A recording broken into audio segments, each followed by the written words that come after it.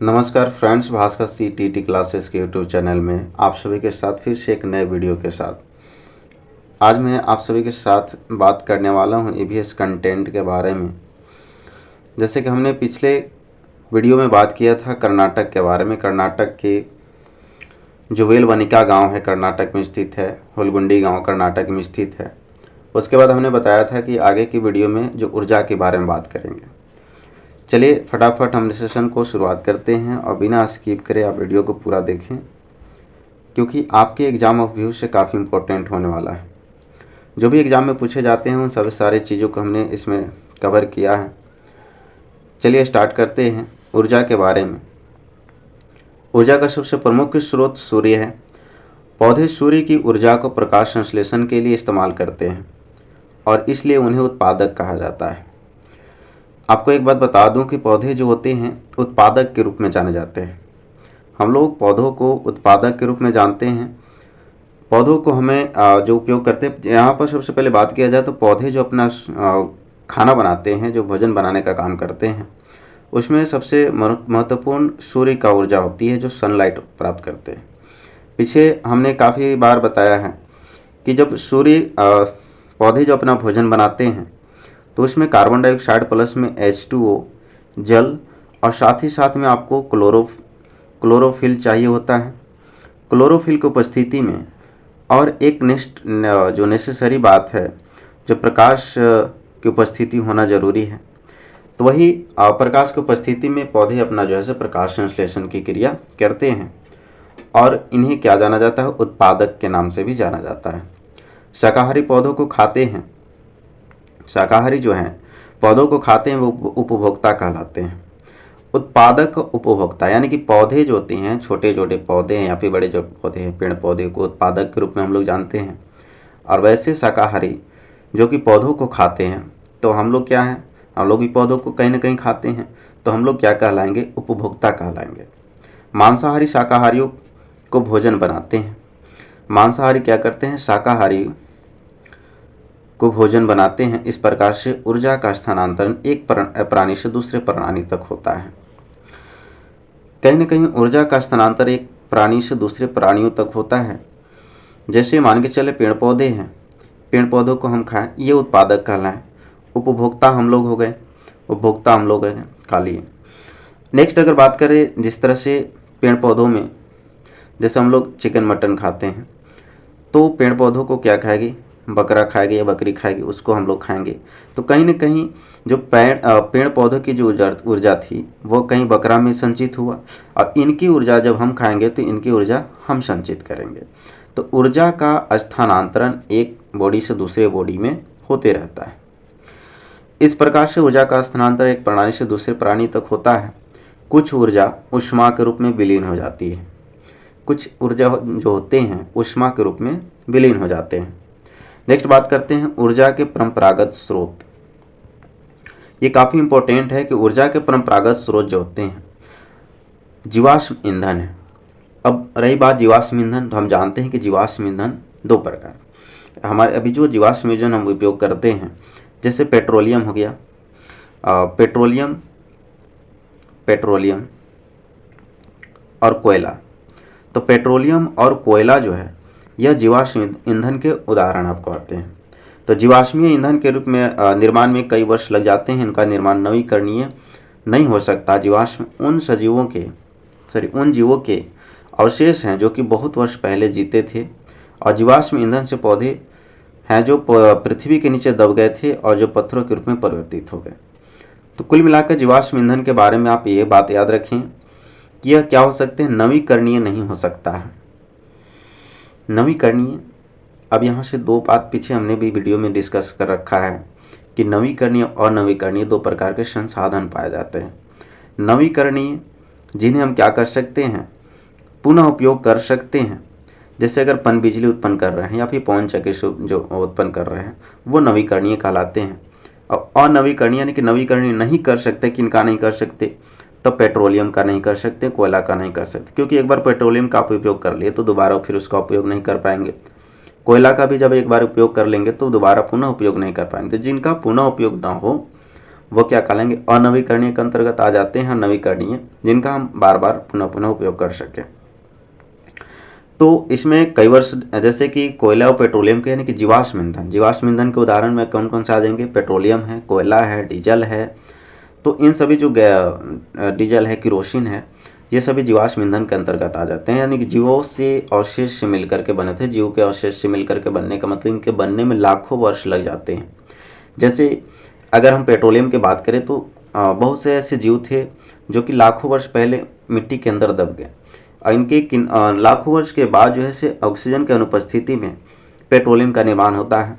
उसी प्रकार से कोयले का जो निर्माण है, पेड़ बड़े बड़े जो पेड़ पौधे, मोटे पेड़ पौधे थे, वो मिट्टी के अंदर दब गए और लाखों वर्ष के बाद ऑक्सीजन की अनुपस्थिति में कोयले का निर्माण होता है। तो इस प्रकार से इन्हें कहीं न कहीं जीव से निर्माण होता है, इसलिए इसे जीवाश्म ईंधन के रूप में हम लोग भी जानते हैं। आगे बात करते हैं जीवाश्म ईंधन में।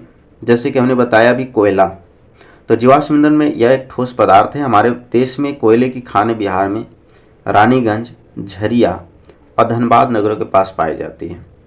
जैसे बिहार की रानीगंज से पहले ये तो पहले की बात है कि जो झरिया अभी धनबाद है तो झारखंड में आपको पड़ेंगे। तो रानीगंज, झरिया और धनबाद में कोयले के खान में अधिकांशतः देखने को मिलते हैं। तेल की अगर बात की जाए तो ये एक द्रव धातु है। भारत में तेल पश्चिमी तट पर राजस्थान, गुजरात व असम डिगबोई में, इसको याद रखेंगे, काफ़ी बार क्वेश्चन पूछा भी है आपको। जो राजस्थान है, गुजरात, असम के डिगबोई, असम के डिगबोई यानी कि भारत में जो है द्रव धातु जो लिक्विड वाले हैं, जैसे पेट्रोलियम हो गया, किरोसिन हो गई, तो ये सभी भारत के तेल पश्चिमी तट पर, भारत के पश्चिमी तट पर जब देखेंगे राजस्थान वाला तट, गुजरात या फिर कोई तेल क्षेत्र पाया जाता है। प्राकृतिक गैस की अगर बात की जाए तो यहाँ विभिन्न गैसों का मिश्रण है। खाना पकाने में प्रयोग आने वाली गैस को एलपीजी या द्रवित पेट्रोलियम गैस भी कहते हैं। इसको एलपीजी जो हम लोग बोलते हैं, एलपीजी जो हम लोग खाना जो पकाते हैं, यह एलपीजी का उपयोग करते हैं, जिसका फुल फॉर्म होता है लिक्विड पेट्रोलियम गैस होता है। लिक्विड पेट्रोलियम गैस के रूप में हम लोग जानते हैं। तो हम लोग जो भी खाना पकाने का उपयोग करते हैं क्या होता है, एलपीजी का उपयोग करते हैं। सीएनजी से मोटर व कार वगैरह, गाड़ियाँ वगैरह चलाई जाती हैं। तो ये कहीं ना कहीं क्या होती है, द्रवित पेट्रोलियम गैस हैं। वह सिलेंडरों में भर कर लाई जाती है और संपीड़न प्राकृतिक गैस या सीएनजी जैसे बसों, स्कूटर, ऑटो रिक्शा, जैसे हमने बताया कि सीएनजी से बस, स्कूटर, ऑटो रिक्शा वगैरह चलाई जाती हैं, टैक्सियाँ वगैरह चलाई जाती हैं। यानी कि सीएनजी का उपयोग जैसे सार्वजनिक यातायात के उपयोग में प्रयोग किया जाता है और एलपीजी का प्रयोग हम लोग घरों में खाना बनाने के उपयोग करते हैं। ये कि सभी के सभी प्राकृतिक गैसें क्योंकि प्राकृतिक से प्राप्त होते हैं। ऊर्जा के गैर परंपरागत जो स्रोत हैं, यह नवीकृत संसाधन है और यह कभी समाप्त नहीं होने वाले हैं। ऊर्जा के अगर गैर परंपरागत और गैर परंपरागत, जैसे कि अब थोड़ा सा यहाँ पर कन्फ्यूजन आप थोड़ा दूर कर लें। जैसे हमने ऊर्जा का संसाधन बताया कि नवीकरणीय और एक नवीकरणीय जिनका पुनः उपयोग कर सकें, तो नवीकरणीय ऊर्जा में ही क्या आते हैं, नवीकरणीय को गैर परंपरागत स्रोत बोला जाता है। अब परंपरागत स्रोत वैसे स्रोत जिनका जैसे कि पेट्रोलियम हो गए, कोयला हो गए, वो अनवीकरणीय वाले संसाधन। तो यहाँ पर बात की जा रही है गैर परंपरागत स्रोत, तो यह कभी समाप्त नहीं होते हैं। अगर बात किया जाए तो कैसे नहीं समाप्त होते, तो आपके घरों में सौर ऊर्जा होगा। सौर ऊर्जा का उपयोग काफ़ी समय से आप करते हैं। एक बार सौर प्लेट खरीद लेते हैं, उससे बार पुनः बैटरी को चार्ज करके आप उपयोग में लाते हैं। तो आपको क्या करना, वह ख़त्म नहीं होता है, पुनः चक्रण करते रहते हैं। चार्ज डिस्चार्ज हुआ, फिर से पुनः चार्ज करते हैं। इस प्रकार से गैर परंपरागत जो स्रोत होते हैं कभी समाप्त होने वाले नहीं होते हैं। इस पर जैसे कि एग्जाम्पल में सौर ऊर्जा है। सौर ऊर्जा सूर्य से प्राप्त होने वाली ऊर्जा सबसे अधिक महत्वपूर्ण है। यह प्राकृतिक में व्यापक रूप से पाई जाती है, प्रदूषण रहित है, बिल्कुल प्रदूषण रहित है, कोई प्रदूषण नहीं होता है सौर ऊर्जा से। अगर नेक्स्ट बात किया जाए वायु ऊर्जा, जो हम लोग पवन चक्की चलाते हैं, तो वायु ऊर्जा का पारंपरिक रूप से घरेलू कार्यों के लिए, खेतों में सिंचाई के लिए, पानी उठाने के लिए काम में किया जाता है। वायु की गतिज ऊर्जा विद्युत ऊर्जा में परिवर्तित होती है और प्रयोग में लाई जाती है। आप कभी देखे होंगे कि टावरों जैसे ऐसे बने होते हैं और टावरों जैसे बने होते हैं, ऊपर में बड़े बड़े पंखे लगे होते हैं, ऊपर में बड़े बड़े पंखे लगे होते हैं। एक मिनट, ऐसे देखोगे कि टावर जैसे ऐसे बने होते हैं और इसमें क्या होते हैं, पंख लगे होते हैं। पंखे लगे होते हैं जो कि घूमते हैं और नीचे क्या होती है, मोटर घूमती है, जिससे क्या होता है कि मोटर से पंप चलाए जाते हैं, पानी निकलती है। तो लोग जनरल खेतों की सिंचाई के लिए इसका उपयोग में लाते हैं। तो वायु ऊर्जा क्या है, एक पारंपरिक रूप से घरेलू कार्य के लिए हम लोग खेतों की सिंचाई के लिए कहते हैं। गतिज ऊर्जा को क्या करती है, ये जो पवन, इसकी जो गतिज ऊर्जा है, गतिज ऊर्जा किस यूज में, विद्युत ऊर्जा में परिवर्तित होती है और सिंचाई के रूप में हम लोग इसका उपयोग करते हैं। तो आपको काफ़ी अच्छे तरीके से समझ में आ गया होगा कि पवन ऊर्जा, वायु ऊर्जा क्या है, वायु के द्वारा हम लोग जो ऊर्जा प्राप्त करते हैं वायु ऊर्जा। एक होता है हाइड्रो इलेक्ट्रिसिटी, यानी कि जल विद्युत ऊर्जा। जल विद्युत ऊर्जा में क्या होता है कि पर्वत, पहाड़, ऊंचे झरनों से जो पानी नीचे गिरते हैं, तो इन पानियों के गिरते हैं तो इनसे क्या चलाई जाती है, टरबाइन चलाते हैं। और यहाँ टरबाइन से क्या होता है, करंट उत्पन्न होते हैं, जिससे हम अपने घर में उपयोग भी करते हैं या फिर मोटर वगैरह चलाने का काम करते हैं। हाइड्रो मतलब होता है जल। तो गिरते हुए या बहते हुए जल की गतिज ऊर्जा से जो विद्युत उत्पन्न होती है उसे जल विद्युत कहते हैं। यहाँ से झरने से पानी गिर रही है या फिर बहते पानी को हम लोग क्या करते हैं, कहीं कहीं पे बड़े बड़े डैम बना करके पानी को वहाँ से पास करके फिर उससे टरबाइन वगैरह चला जाते हैं, उससे जल विद्युत ऊर्जा उत्पन्न होती है। जल से उत्पन्न होने वाले जल विद्युत ऊर्जा, पवन से उत्पन्न होने वाले पवन ऊर्जा, इन सब इस प्रकार से ये सभी ऊर्जा का गैर परंपरागत स्रोत के अंतर्गत आते हैं। नेक्स्ट बात करते हैं ज्वारीय ऊर्जा के बारे में, है ना। टिडल एनर्जी जो होता है, ज्वारीय शक्ति या ज्वारीय ऊर्जा जल विद्युत का एक रूप है।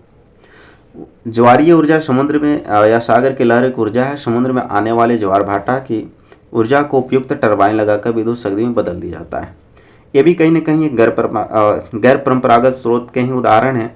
जैसे कि आप सुनेंगे कि समुद्र में लहरें हमेशा आते रहती हैं, हमेशा लहरें आते जाते रहती हैं, जिस वजह से क्या करते हैं, जब लहरें आती हैं तो टरबाइन लगाए जाते हैं। लहरों के कारण जो टरबाइन घूमते हैं, इससे एनर्जी जो प्राप्त होती है, ऊर्जा प्राप्त होती है, उसे ज्वारीय ऊर्जा के रूप में हम लोग जानते हैं। नेक्स्ट बात करते हैं भूतापीय ऊर्जा। ये सभी के सभी आप रखेंगे गैर परंपरागत ऊर्जा के अंतर्गत आते हैं, जो कि कभी समाप्त होने वाले नहीं हैं। अब बताइए, समुद्र में जो लहरें उठते हैं, क्या समुद्र कभी समाप्त होने वाले नहीं, कभी भी चलते रहेंगे, हमेशा ज्वार आते रहते हैं, तो हमेशा ऊर्जा प्राप्त करेंगे हम लोग। भूतापीय ऊर्जा की बात किया जाए, जो जियोथर्मल एनर्जी होते हैं, वह ऊर्जा जिसे पृथ्वी में संग्रहित ताप से निकाला जाता है।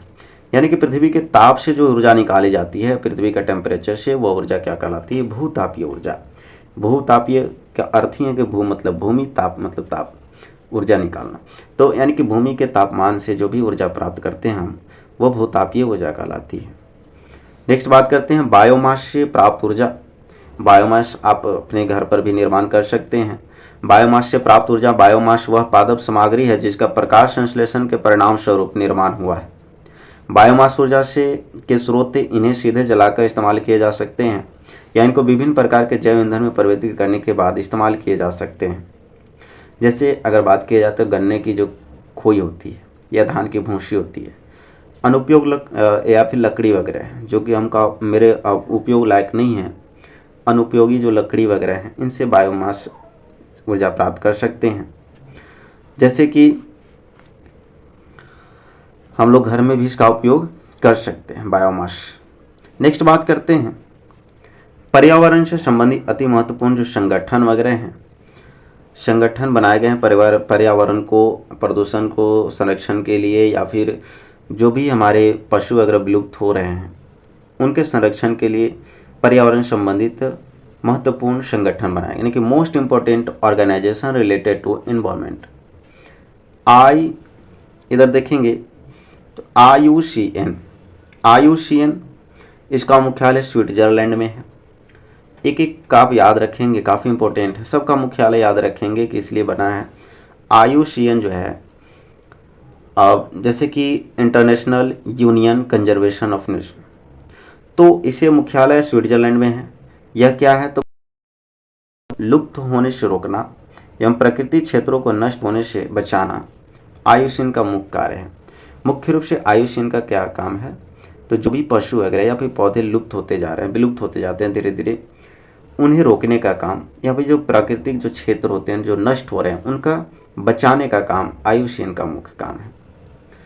नेक्स्ट बात करते हैं WWF यानी कि world wide fund for nature. यह पर्यावरण के संरक्षण, शोध एवं पुनर्स्थापन के लिए कार्य करती है। यह क्या करती है? पर्यावरण के संरक्षण या फिर शोध, उसमें जो भी खोज वगैरह करना है, शोध करना है, तो पर्यावरण में संरक्षण, साथ ही साथ में शोध और पुनर्स्थापना के लिए कार्य करती है। कौन? WWF यानी कि world wide fund for nature. Next बात करते हैं UNEP, संयुक्त राष्ट्र पर्यावरण कार्यक्रम। हाँ, UNEP का मुख्यालय कहाँ है? तो नैरोबी यानी कि केन्या में पड़ता है, नैरोबी। विभिन्न पर्यावरणीय कार्यक्रम संगठनों के प्रबंध के लिए अंतर्राष्ट्रीय रूपरेखा का निर्माण हेतु गठन किया गया है। विभिन्न पर्यावरणीय जो कार्यक्रम हैं, जो भी कार्यक्रम किए जाते हैं भिन्न भिन्न पर्यावरणों को लेकर के या फिर संगठन का जो प्रबंध करते हैं, इनका अंतर्राष्ट्रीय रूपरेखा तैयार करने हेतु UNEP का गठन किया गया है। अब अगला पॉइंट बात करते हैं IPCC, जलवायु परिवर्तन अंतर सरकारी पैनल। जलवायु परिवर्तन पर अंतर सरकारी पैनल जो है, इसका कार्य मानवीय गतिविधियों को जलवायु परिवर्तन के खतरों का मूल्यांकन करना है। इसमें आप क्या कर सकते, इसका काम क्या है? तो जो भी मानवीय गतिविधियाँ हैं, जो हम लोग गतिविधि उपयोग में लाते हैं, उनसे जो जलवायु परिवर्तन के खतरा है उनका क्या करेंगे? मूल्यांकन करना। मूल्यांकन जैसे वर्ड आप लोग बहुत ही अच्छे से परिचित होंगे। आकलन करना, मूल्यांकन करना, है ना, पता करना। नेक्स्ट बात करते हैं अर्थ समिट 1992 यानी कि पृथ्वी सम्मेलन हुई थी 1992 में। प्रथम पृथ्वी सम्मेलन हुई थी। पृथ्वी सम्मेलन में सभी देश इसमें भाग लेते हैं। करेंगे पृथ्वी शिखर सम्मेलन का आयोजन स्टॉकहोम सम्मेलन की 20वीं वर्षगांठ मनाने के लिए 1992 में ब्राज़ील के शहर रियो डी जेनेरियो में किया गया था। इसके लिए अगर बात किया जाए तो इसलिए इसे रियो सम्मेलन के भी नाम से जानते हैं। रियो डी जेनेरियो स्थान पर किया गया था, इसलिए रियो सम्मेलन के भी नाम से जानते हैं। कब की गई थी? तो 20वीं वर्षगांठ, पृथ्वी सम्मेलन की 20वीं वर्षगांठ कब मनाई गई? 1992 में ब्राज़ील के एक शहर पड़ता है, कौन सी? रियो डी जेनेरियो, इसलिए रियो सम्मेलन के भी नाम से इसे हम जानते हैं। पृथ्वी सम्मेलन 1992। अब कुछ हम इम्पोर्टेंट्स डेज के बारे में बात कर लेते हैं। काफ़ी एग्जाम में पूछते रहते हैं, हमेशा लगभग सभी एग्जाम में आते रहते हैं कि महत्वपूर्ण जो डेट हैं, कुछ महत्वपूर्ण उनको हमने जिक्र करा है इसमें। जैसे कि वन्य जीव संरक्षण जो है ना, वाइल्ड लाइफ कंजर्वेशन जो डे है वह कब मनाई जाती है? 3 मार्च को। विश्व वानिकी दिवस जो है, वर्ल्ड फॉरेस्ट्री डे 21 मार्च को। अंतर्राष्ट्रीय टाइगर दिवस 29 जुलाई। विश्व जल दिवस से सब लोग परिचित होंगे, 22 मार्च।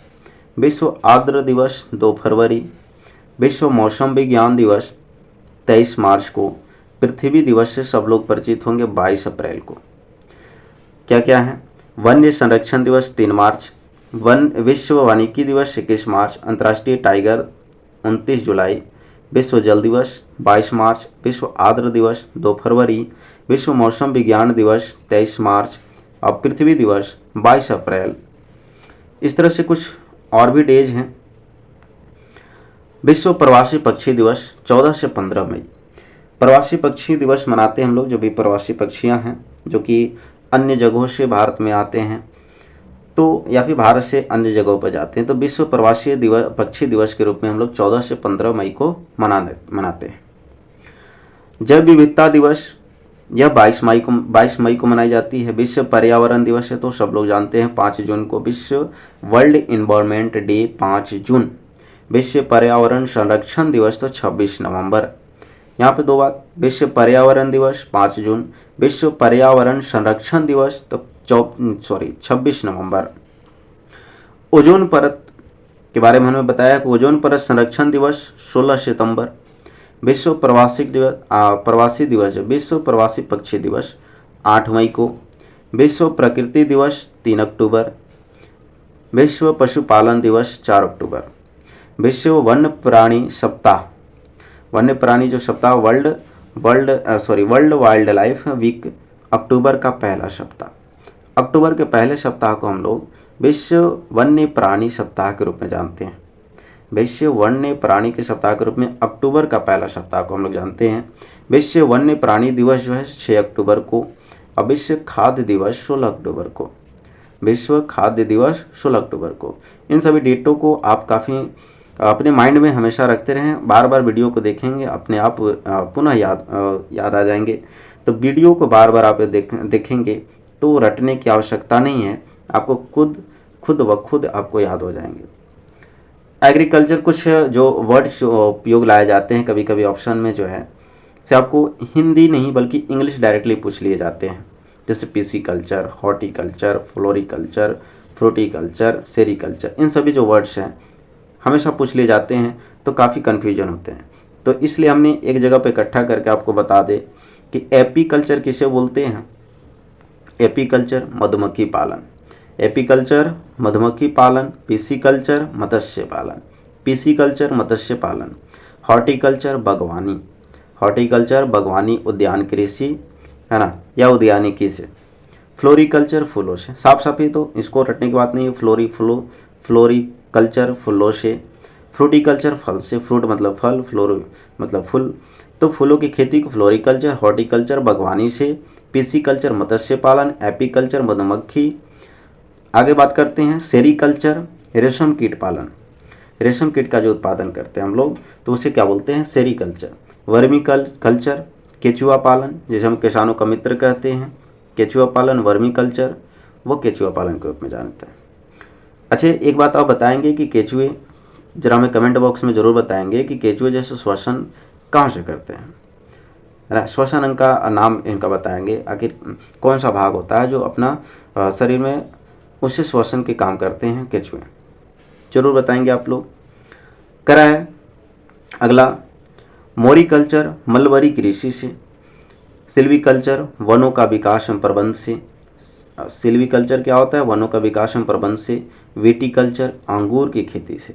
इसका एक और नाम आता है द्राक्षा खेती, द्राक्षा कृषि। तो द्राक्षा कृषि भी इसी को बोला जाता है, अंगूर की खेती को क्या बोला जाता है, द्राक्षा। ऑरेलिकल्चर जो सब्जी वगैरह की खेती करते हैं, है ना, ऑलेरिकल्चर कहलाते हैं। नेक्स्ट बात करते हैं मोनोकल्चर, एक बार में एक ही फसल की कृषि। एक बार में एक ही फसल की कृषि करते हैं, वो क्या कहलाती है, मोनोकल्चर। जैसे मोनो बॉन्ड कहलाते हैं, हम लोग केमिस्ट्री में भी पढ़े थे, मोनो सिंगल बॉन्ड वाले होते हैं। तो मोनोकल्चर क्या होता है, एक ही प्रकार के जो एक ही बार जो फसल उत्पादन करते हैं, एक बार में एक ही फसल की कृषि क्या कहलाती है, मोनोकल्चर कहलाती है। आगे बात करें तो मेरेनिकल्चर जो समुद्र में, मेरेनिकल्चर समुद्र में समुद्री जीवों का भोजन हेतु कृषि। क्या होते हैं कि समुद्र में समुद्री जो जीव हैं उनके भोजन हेतु जो कृषि करते हैं, मेरीनिकल्चर कहलाते हैं। मैरीन शब्द से आप ऐसे याद रख लेंगे, मैरीन उसे बोलते हैं जैसे सबमरीन होते हैं, सबमरीन का नाम सुनेंगे। सबमरीन जैसे कि समुद्रों में अंदर जो डूब के चलते हैं, तो मैरीन से शब्द ही समुद्र से रिलेटेड हो जाता है। तो मैरीन कल्चर समुद्री जीवों के भोजन का प्रबंध हेतु कृषि। हाइड्रोकल्चर जो होता है पानी में कृषि या बिना मिट्टी की कृषि। हाइड्रो मतलब जल ही होता है, जैसे हमने पीछे भी जिक्र किया कि हाइड्रो जो एनर्जी प्राप्त करते हैं, हाइड्रो इलेक्ट्रिसिटी यानी कि जल विद्युत, तो हाइड्रो मतलब जल से ही संबंधित होता है। तो हाइड्रो जहाँ भी आपको आ जाए तो समझेंगे पानी वाला। तो हाइड्रो कृषि जो हाइड्रो कल्चर होते हैं पानी में कृषि या बिना मिट्टी की कृषि। एक्वेटिक कल्चर यानी कि जलीय जीवों का, एक्वेटिक जीव जैसे एक्वेटिक एनिमल में आ जाते हैं। क्या एक्वेटिक एनिमल, फिश क्या है, एक्वेटिक एनिमल है। तो एक्वेटिक एनिमल्स क्या होते हैं, जो जल में रहते हैं। तो यानी कि एक्वेटिक कल्चर जलीय जीवों का, जलीय पौधों की कृषि। नेक्स्ट बात करते हैं जैसे कि मानव रोग कारक सूक्ष्म जीव। ये हमेशा पूछते जाते हैं, आप लोग अधिकांशतः कन्फ्यूज में हो जाते हैं। जो मानव रोग होते हैं किन किन सूक्ष्म जीवों के कारण होते हैं। जैसे कोई पूछ दे आपसे कि पोलियो किस कारण से होते हैं, जीवाणु से होते हैं कि वायरस से होते हैं। अब जीवाणु वायरस से एक बात याद रखेंगे कि जो जीवाणु होते हैं उसी को बैक्टीरिया बोलते हैं। अब विषाणु को क्या बोलते हैं, वायरस बोलते हैं। हाँ, जीवाणु को बैक्टीरिया और विषाणु को वायरस बोलते हैं। वायरस को वायरस यहाँ पे लिख गया है, इसे विषाणु भी बोले जाते हैं। क्षय रोग जो है, ट्यूबरकुलोसिस जो है, यह जीवाणु के कारण होती है। क्षय रोग किसके कारण होती है, जीवाणु के कारण। खसरा जो मीजल्स हम लोग बोलते हैं, क्षय रोग जीवाणु के कारण, खसरा वायरस के कारण ना, चिकन पॉक्स जो होता है, जो हम लोग मिनी माता के रूप में हम लोग जानते हैं और छोटी माता बोलते हैं। तो चिकन पॉक्स क्या होते हैं? वायरस के कारण होते हैं। वायरस से कौन सा रोग फैलता है? Chicken pox. खसरा जो है वायरस के कारण, पोलियो वायरस के कारण। तो यहाँ से देखेंगे वायरस के कारण कौन कौन? पोलियो, चिकन पॉक्स और खसरा। क्षय रोग किसके कारण होते हैं? तो जीवाणु के कारण होते हैं। और हैजा भी जीवाणु के कारण होते हैं। हैजा पानी वगैरह, गंदे पानी वगैरह पीने से होते हैं, बैक्टीरिया जिसमें जम जाते हैं। तो बैक्टीरिया के कारण क्या होती है? हैजा होती है, जिसे हम लोग इंग्लिश में क्या बोलते हैं? कॉलेरा बोलते हैं। नेक्स्ट बात करते हैं टाइफाइड की। टाइफाइड तो यह जीवाणु के कारण होते हैं, गंदे जल पीने के कारण टाइफाइड होते हैं। तो टाइफाइड जीवाणु के कारण, हेपेटाइटिस ए वायरस के कारण, हेपेटाइटिस ए वायरस के कारण, और मलेरिया प्रोटोजोआ के कारण। ये काफ़ी भिन्न है। मलेरिया किसके कारण होते हैं? प्रोटोजोआ। ठीक है। नेक्स्ट बात करते हैं भारत के प्रमुख हॉट स्पॉट क्षेत्र। हॉट स्पॉट क्षेत्र जैसे कि अगर बात किया जाए तो भारत में कुल जो है विश्व में 35 हॉट स्पॉट की पहचान की गई। वर्तमान समय में विश्व में कितनी? 35 हॉट स्पॉट की पहचान की गई है, जिनका विस्तार विश्व का 2.3% क्षेत्रफल पर, 2.3% क्षेत्रफल पर है। विश्व का चिन्हित 35 हॉट स्पॉट में से 4 भारत में है। इन्हीं 4 के बारे में हम पढ़ेंगे। 4 कहाँ है? भारत में। टोटल विश्व में 35 हॉट स्पॉट क्षेत्र है। जैसे भारत में अगर प्रमुख हॉट स्पॉट क्षेत्र की बात किया जाए तो इंडो बर्मा क्षेत्र है, हिमालय क्षेत्र है, पश्चिमी घाटी और श्रीलंका सुडानलैंड है।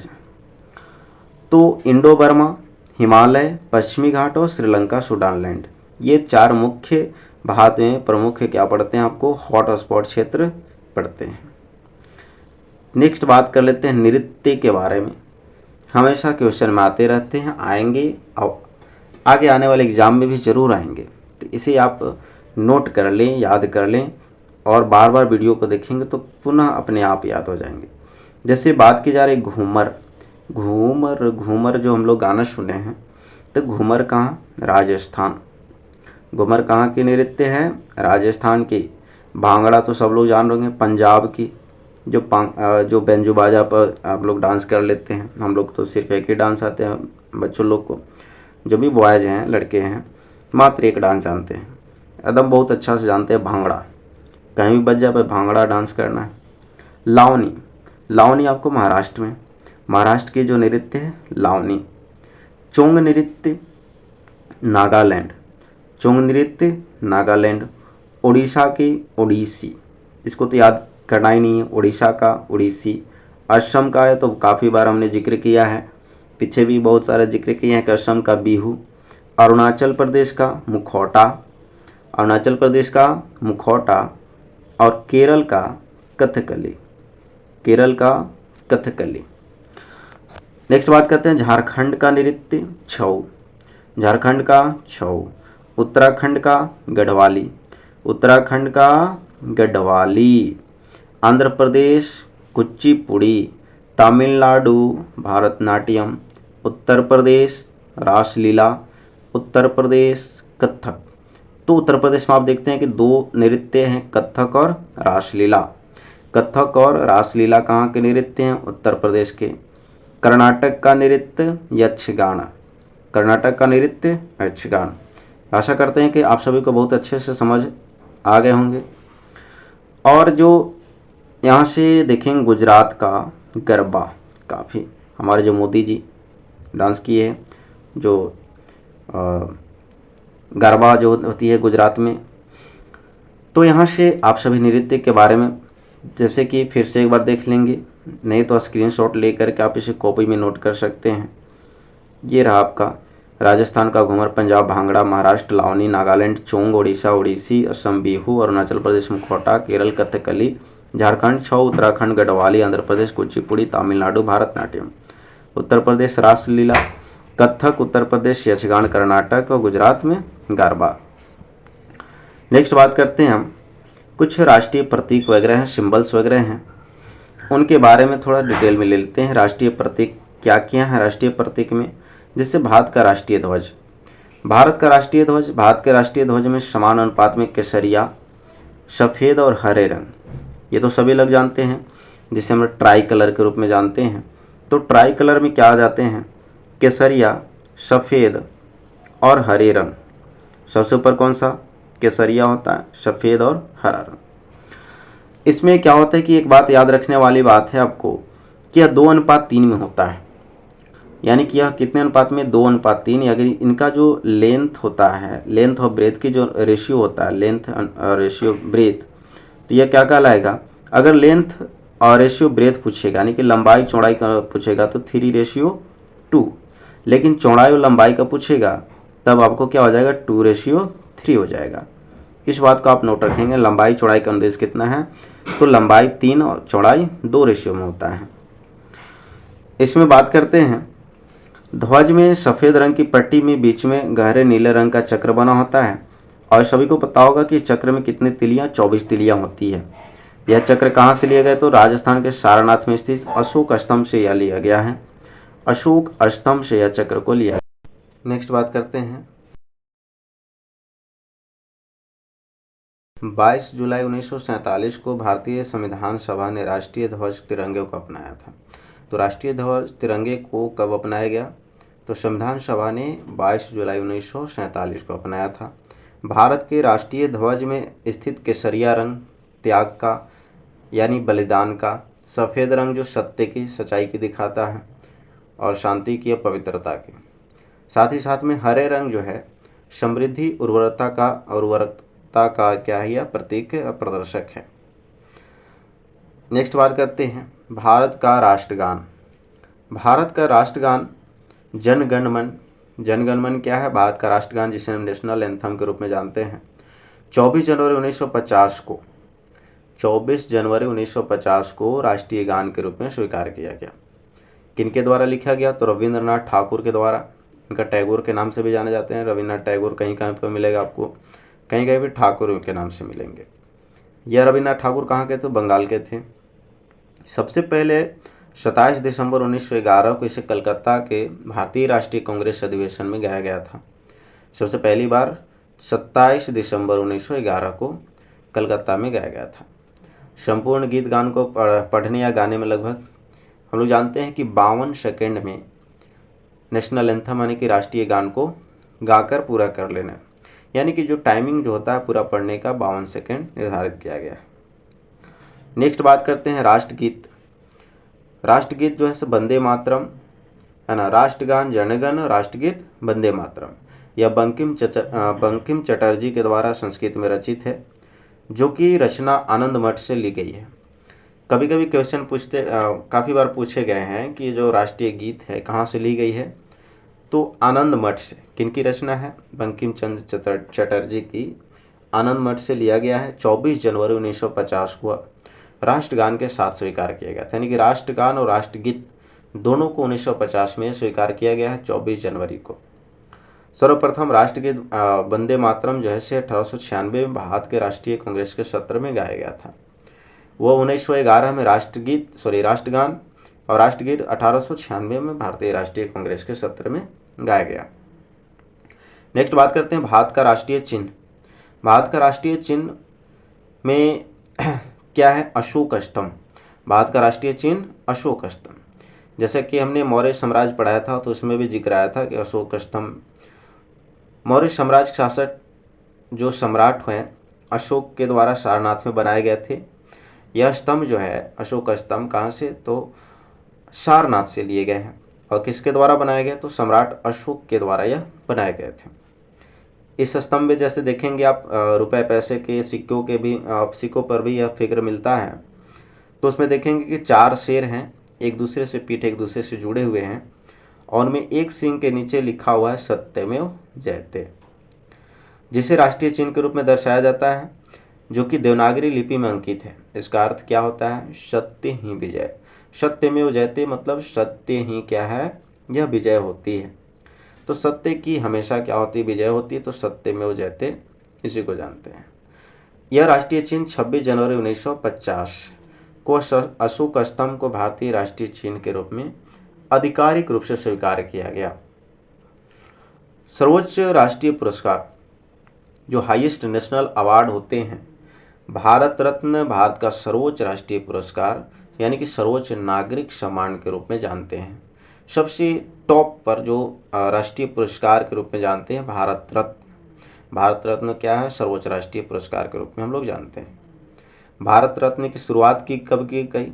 तो 2 जनवरी 1954 को 2 जनवरी 1954 को भारत के राष्ट्रीय पुरस्कार की यानी कि भारत रत्न की शुरुआत की गई। भारत के तत्कालिक राष्ट्रपति श्री राजेंद्र प्रसाद द्वारा यह की गई थी।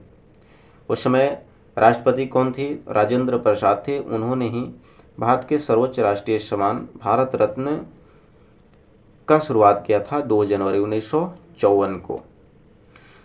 राष्ट्रीय पशु क्या? अप्रैल 1973 में बाघ एवं रॉयल बंगाल टाइगर को भारत का राष्ट्रीय पशु घोषित किया गया। भारत का राष्ट्रीय पशु जो बाघ को कब घोषित किया गया? 1973 को। इससे पहले भारत का राष्ट्रीय पशु शेर हुआ करता था।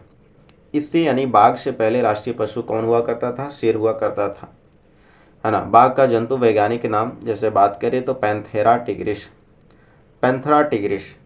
बाघ का राष्ट्रीय वैज्ञानिक नाम है पैंथेरा टिग्रिस। राष्ट्रीय पक्षी 26 जनवरी 1963 को मोर को भारतीय राष्ट्रीय पक्षी घोषित किया गया था। सभी डेट इंपॉर्टेंट्स है, आप सीधे इन्हें पेन पेपर लेकर के नोट कर लेंगे, और नहीं तो आप वीडियो को बार बार देखेंगे तो पुनः याद हो जाएंगे। रटने की कोई आवश्यकता नहीं है, बार बार देखिए वीडियो, पुनः आपको याद हो जाएंगे। जैसे कि मोर को 26 जनवरी 1963 को क्या किया गया? राष्ट्रीय पक्षी घोषित की गई थी। मोर को संस्कृत भाषा में क्या बोलते हैं हम लोग? मयूर के नाम से भी जानते हैं। मोर का जंतु वैज्ञानिक नाम जो है वो पाओक्रिस्टेटस है, जिसे हम लोग जंतु वैज्ञानिक नाम से जानते हैं। राष्ट्रीय पुष्प नेशनल फ्लावर सभी लोग जानते होंगे। राष्ट्रीय पुष्प कमल है। कमल का वनस्पतिक जो नाम है वह क्या है? निलंबियन न्यूसीफेरा। यह कमल का राष्ट्रीय यानी कि वनस्पति नाम के रूप में जानते हैं। क्या है? निलंबियन न्यूसीफेरा। राष्ट्रीय खेल की बात करें तो राष्ट्रीय खेल हम लोग जानते हैं कि हॉकी है, और मेजर ध्यानचंद पुरस्कार किस खेल क्षेत्र में दिया जाता है? हॉकी क्षेत्र में दिया जाता है। तो भारत का राष्ट्रीय खेल हॉकी को माना जाता है कि भारत में ओलंपिक में हॉकी के खेल में लगातार 6 स्वर्ण पदक जीते थे, है ना। तब जाकर के हॉकी भारत का राष्ट्रीय खेल माना गया है। 6 स्वर्ण पदक जीतने के बाद उस भारत में हॉकी को राष्ट्रीय खेल का दर्जा दिया गया है। लेकिन भारतीय खेल मंत्रालय मानना है कि आधिकारिक रूप से भारत में किसी भी खेल को भारतीय राष्ट्रीय खेल घोषित नहीं किया गया है, लेकिन सरकारी की वेब पोर्टल पर आप जाते हैं देखेंगे, अगर तो पूरी तरह से अगर वेब पोर्टल पर देखेंगे तो ये आधिकारिक रूप से किसी भी खेल को राष्ट्रीय खेल को दर्जा नहीं दी गई है। कोई भी राष्ट्रीय खेल को घोषित नहीं किया गया ये ऑफिशियल तरीके से, लेकिन सरकारी वेब पोर्टल पर आप जब देखेंगे तो हॉकी को ही राष्ट्रीय खेल माना गया है ना। जैसे कि राष्ट्रभाषा हमारे देश की राष्ट्रभाषा नहीं है। जनरली कितने याद रखते हैं कि राष्ट्रभाषा हिंदी नहीं, भैया राष्ट्रभाषा नहीं बल्कि वह हिंदी क्या है? राजभाषा के रूप में हम लोग जानते हैं। राष्ट्रीय वृक्ष बरगद यानी वट के वृक्ष को भारत का राष्ट्रीय वृक्ष माना गया है। यह एकता और दृढ़ता का प्रतीक है। बरगद का वानस्पतिक नाम क्या है? The ficus benghalensis. यह भारत का राष्ट्रीय वृक्ष यानी कि बरगद का वानस्पतिक नाम है। नेक्स्ट बात करते हैं राष्ट्रीय लिपि। भारत का राष्ट्रीय लिपि आधिकारिक लिपि जिसे हम लोग क्या जानते हैं? देवनागरी लिपि के नाम से जानते हैं। यह भारत की राष्ट्रीय लिपि है। राष्ट्रीय नदी के रूप में गंगा भारत की राष्ट्रीय नदी यह मानी जाती है। यह हिंदू धर्म में यानी कि ग्रंथों में क्या है कि गंगा नदी सबसे पवित्र नदी माना गया है। गंगा नदी का बारे में हम लोग काफ़ी वीडियो में डिस्कस करा है। जो भी नदी तंत्र देखना चाहे, जिनको भी नदी तंत्र के बारे में देखना है तो पूरा का पूरा वीडियो हमने अपलोड करा है, जो कि पूरे भारत के प्रायद्वीपीय या फिर हिमालय नदी तंत्र के बारे में हमने जिक्र करा है। तो गंगा नदी तंत्र के जो हिमालय गौमुख स्थान से निकलती है यानी कि गंगोत्री हिमनद से निकलती है। जहाँ पर भागीरथी के नाम से हम लोग इसे जानते हैं। नेक्स्ट बात करते हैं राष्ट्रीय विरासत पशु के रूप में। तो अक्टूबर 2010 में हाथी को भारत का राष्ट्रीय विरासत पशु घोषित किया गया था। राष्ट्रीय विरासत पशु के रूप में किसे घोषित किया गया था? हाथी को। और कब किया गया? तो अक्टूबर 2010 में। हाथियों की घटती संख्या के कारण उनके बचाव हेतु हाथियों को विरासत पशु का दर्जा दिया गया था। भारत का राष्ट्रीय जलीय जीव यानी कि national aquatic animal of India, मीठे पानी की डॉल्फिन। देखिए डॉल्फिन जो आपको मिलेगा मीठे पानी में मिलते हैं, समुद्र में न के बराबर आपको मिलेंगे, ज़्यादातर गंगा वाले पानी में मिलेंगे आपको। तो मीठे पानी की जो डॉल्फिन है भारत का राष्ट्रीय जलीय जीव है। और यह जो जीव है सभी जीवों से, मतलब जीव प्राणियों में जो भी जीव हैं उन सभी से काफ़ी दिमाग वाला, यानी कि जो से बोल सकते हैं इंटेलिजेंट यह जीव है।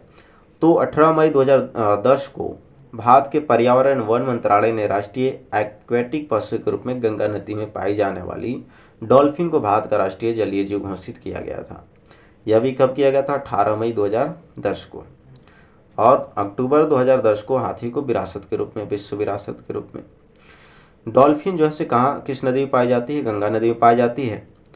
गंगा नदी में पाई जाने वाली डॉल्फिन का संकटापन जंतु है जो कि विशिष्ट रूप से इसे नदी में वास करती है। इसे वन्य जीवन अधिनियम 1972 में शामिल किया गया था। नेक्स्ट बात करते हैं भारत की राजभाषा। जैसे हमने पीछे भी बताया भी कि भारत की कोई राष्ट्रभाषा नहीं बल्कि राजभाषा के रूप में हम लोग जानते हैं, यानी कि ऑफिशियल लैंग्वेज ऑफ इंडिया जो है। भारत की कोई राष्ट्रभाषा नहीं है, हमने पीछे भी बताया कि कोई भी राष्ट्रभाषा नहीं है। जैसे भारत के संविधान में अनुच्छेद 343 में देखेंगे तो हिंदी के राजभाषा का दर्जा मिला है। अनुच्छेद 343 में हिंदी को क्या माना गया? राजभाषा का मात्र है। भारत के संविधान में राष्ट्रभाषा का कोई उल्लेख नहीं है। हालांकि 22 भाषाओं में आधिकारिक भाषा का दर्जा प्राप्त है, जैसे कि हिंदी, कन्नड़, कश्मीरी, असमिया, बंगाली, बोडो, डोंगरी, गुजराती, कोंकणी, मैथिली, मलयालम, मिती यानी मणिपुर में बोली जाती है, मराठी, नेपाली, उड़ीसा, पंजाबी, संस्कृत, संथाली, सिंधी, तमिल, तेलुगु और उर्दू। ये सभी 22 भाषा हैं। और जो आप सीटेट का प्रिपरेशन कर रहे हैं जो भी बच्चे, तो आप देखेंगे कि सीटेट जो भी एग्ज़ाम लेती है पूरे के पूरे 22 भाषाओं में एग्ज़ाम को कंडक्ट कराती है। तो अब यहाँ से देखेंगे भारत का राष्ट्रीय मुद्रा क्या है। तो रुपया भारत की राष्ट्रीय मुद्रा है, सब लोग जानते हैं, क्योंकि मुद्रा के लिए हम लोग इतना मेहनत कर रहे हैं, तो मुद्रा से तो हर लोग भी परिचित हैं। भारत का रुपया जो चीन को भारत सरकार द्वारा 15 जुलाई 2010 को जारी किया गया था। यानी भारतीय रुपया जो चीन है उसे कब जारी किया गया? 15 जुलाई 2010 को जारी की गई थी। भारत का राष्ट्रीय फल, तो आम को भारत का राष्ट्रीय फल है ना, इसका वैज्ञानिक नाम क्या है? मैंगीफेरा इंडिका है। इन सभी फलों का राजा का दर्जा है, यानी कि फलों का राजा किसे है? आम को बोला जाता है। बचपन से याद करते आ रहे हैं आप लोग। भारत का राष्ट्रीय दिवस, यानी कि भारत का राष्ट्रीय दिवस है जो स्वतंत्रता दिवस, गणतंत्रता दिवस और गांधी जयंती, यही 3 जो है ऑफिशियल आप पर्व के रूप में मनाते हैं, जो कि इसका फिक्स डेट है। स्वतंत्रता दिवस 15 अगस्त, गणतंत्रता दिवस 26 जनवरी, गांधी जयंती 2 अक्टूबर। ये तीनों फिक्स डेट में होते हैं और यही 3 राष्ट्रीय पर्व के रूप में हम लोग मनाते हैं। राष्ट्रीय पंचांग की बात किया जाए तो भारत का राष्ट्रीय पंचांग भारत का राष्ट्रीय कैलेंडर, भारत में उपयोग होने वाली सरकारी सिविल कैलेंडर, यानी कि यह शक संवत पर आधारित है। किस संवत पर आधारित है? शक संवत पर आधारित है। और ग्रेगोरियन कैलेंडर के साथ साथ 22 मार्च 1957 को अपनाया गया था। यह अपनाया कब गया? तो 22 मार्च 1957 को ग्रेगोरियन कैलेंडर के साथ में अपनाया गया था। चैत्र भारतीय राष्ट्रीय पंचांग का प्रथम माह होता है। जैसे हम लोग बनाते हैं ना कि हैप्पी न्यू ईयर, तो अंग्रेजी महीना से हम लोग बनाते हैं। जैसे अभी कुछ दिन बाद आने वाला है, कुछ दिन के बाद जो है से न्यू ईयर आने वाला है, तो हम लोग 1 जनवरी को फिर हम लोग मान लेते हैं। तो 1 जो जनवरी का डेट है वो हम लोग मानते हैं कि इससे नया साल आ गया। ये अंग्रेजी कैलेंडर के अनुसार होता है, लेकिन हमारे जो शक संवत पर आधारित जो राष्ट्रीय पंचांग है उसके अनुसार जो साल का जो शुरुआत होता है वह कब होती है? तो चैत्र माह के। भारतीय राष्ट्रीय पंचांग के अनुसार चैत्र माह क्या कहलाती है? जो चैत हम लोग बोलते हैं, फागुन के बाद चैत आता है, वह आपको स्टार्टिंग माह माना जाता है नए वर्ष का। तो ये थे आपको पूरा का पूरा हमने कंटेंट करा दिया है। हम आपके लिए आगे सभी इम्पोर्टेंट जो क्वेश्चन एग्ज़ाम में एग्ज़ाम ओवरव्यू से जो पूछे जाते हैं तो आपके लिए एक दिवसीय जो है जो पूरे का पूरा वीडियो लेकर के आएंगे, जिसमें पूरा डिस्कशन करेंगे किस टाइप से क्वेश्चन पूछे जाते हैं। तो आप सभी क्या करेंगे कि इन सभी वीडियो को बारी बारी से ध्यान से देख करें, गौर से समझेंगे कि क्या हमने वीडियो में डिस्कस करा है।